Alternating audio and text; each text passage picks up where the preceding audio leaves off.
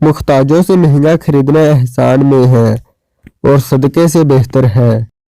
तकलीफ की ज़्यादती मोहब्बत की कमी का बायस बन जाती है।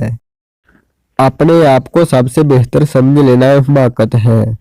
इंसान का सबसे बड़ा कारनामा ये है कि वो अपने दिल और ज़बान को काबू में रखे। बदखलकी से दुश्मनी पैदा होती है और दुश्मनी से जफाकारी। औरत में एक कमजोरी है जिसका इलाज सिर्फ तहम्मुल है। उसे रंज न देना चाहिए बल्कि उसका रंज सहना चाहिए। गुस्सा शमा इंसानियत को बुझा देता है।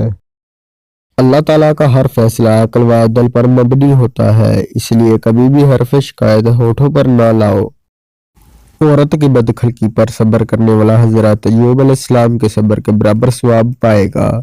फकीर को सदका देकर एहसान ना जतलाओ बल्कि उसके कबूल करने का खुद एहसानमंद हो।